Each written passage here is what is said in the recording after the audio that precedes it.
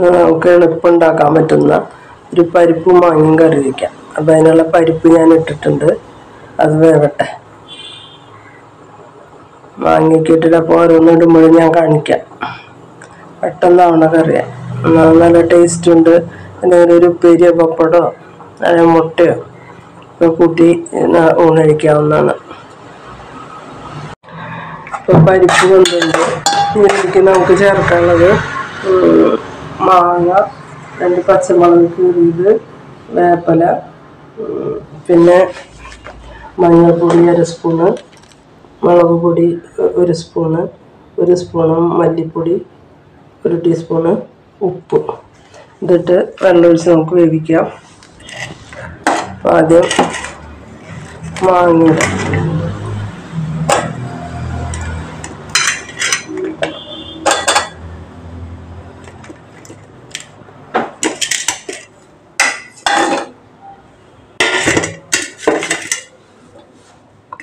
പിന്നെ ഈ പൊടികൾ ഒരുമിച്ചിടാം.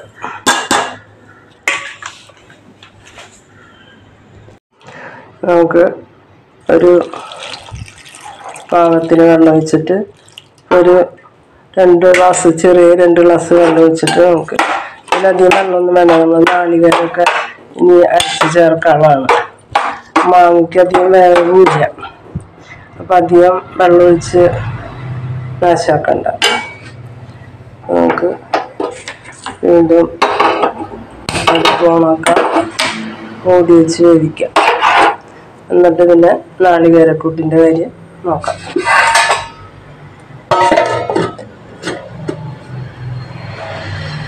അതിലേക്ക് ആവശ്യമുള്ളതെന്ന് പറയുന്നത് നാളികേരവും കുറച്ച് ജീരകമാണ്. അത് നമുക്ക് ഒരു ആവശ്യത്തിന് വെള്ളം ചേർത്ത് അരച്ച് തരാം. എന്നിട്ട് പിന്നെ താളിക്കാം. കുറച്ച് വെള്ളം ഒഴിച്ചാൽ മതി അരച്ചെടുക്കാൻ. ശരി, ഇപ്പോൾ ഇതിൽ മാങ്ങ നന്നായി വെന്തിട്ടുണ്ട്, പരിപ്പുമായിട്ട് ചേർന്ന പോലെ ആയിട്ടുണ്ട്. വെന്തിട്ട് കഷ്ണങ്ങളുണ്ട്, എന്നാലും അത്യാവശ്യം നന്നായി ഉടഞ്ഞിട്ടുണ്ട് മാങ്ങ.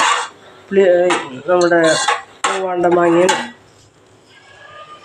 ഇനി അതിലേക്ക് ഞാൻ നാളികേരം അരച്ചു കൊണ്ടുവന്നത്, അതിൽ കുറച്ച് ജീരകമിട്ട് അരച്ചതാണ്, അത് ഞാൻ ഇതിൽ ഒഴിച്ചിട്ടുണ്ട്. ഞാനൊന്ന് ചെറിയ തള വരട്ടെ.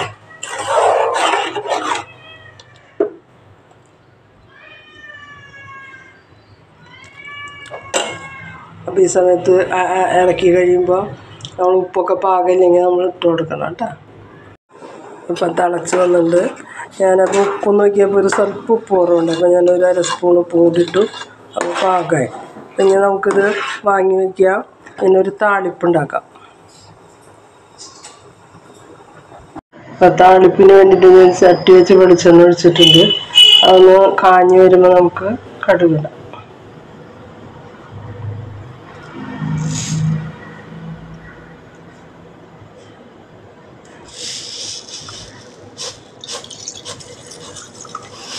കടുകിട്ടുണ്ട്.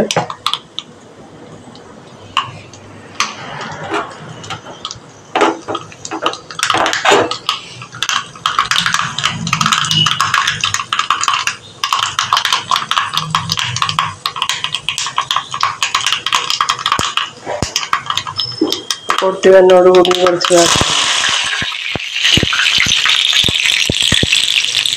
പിന്നെ വറ്റൽമുളകില,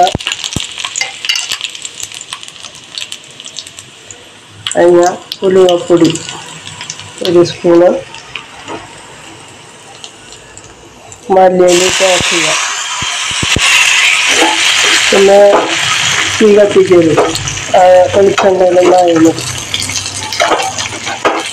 ഇത് നമുക്ക് അങ്ങനെ തന്നെ നമ്മുടെ പരിപ്പും വാങ്ങി വെച്ച കറിയിലേക്ക് ഒഴിക്കാം.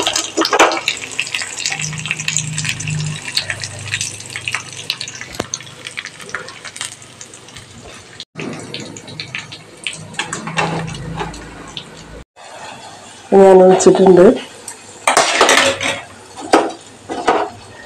ഇതാണ് നമ്മുടെ ടേസ്റ്റിയായ മാങ്ങയും പരിപ്പും മാങ്ങയും കൂടി വെച്ച കറി. ഇത് ഒഴിച്ചുകറിയായിട്ട് എളുപ്പം ഉണ്ടാക്കാനും പറ്റും, ഒഴിച്ചുകറിയായിട്ട് വളരെ ടേസ്റ്റി ആയിട്ട് ഉപയോഗിക്കാം. ഭയങ്കര പുള്ളിയുള്ള മാങ്ങ ഉപയോഗിക്കരുത്, മൂവാണ്ടൻ മാങ്ങയൊക്കെ നല്ലതാണ്. അപ്പോൾ അത് ഉപയോഗിക്കുക. പരിപ്പും മാങ്ങയും കൂടി ഇങ്ങനെ കറി വെച്ചാൽ നല്ല ടേസ്റ്റാണ്. വെച്ച് നോക്കാം. ഇഷ്ടപ്പെടുകയാണെങ്കിൽ ലൈക്ക് ചെയ്യുക, ഷെയർ ചെയ്യുക, സബ്സ്ക്രൈബ് ചെയ്യുക. Thank you. നാളെ വേറെ ഒരു കറിയും കൂടി ഞാൻ ഉണ്ടാക്കുന്നുണ്ട്. ഇപ്പം കടച്ചക്ക കിട്ടിയിട്ടുണ്ട്, അത് നന്നാക്കാൻ പോവാം. അപ്പോൾ അതും കൂടി വെച്ചിട്ട് നമുക്ക് ചെയ്യാം. ശരി, താങ്ക് യു.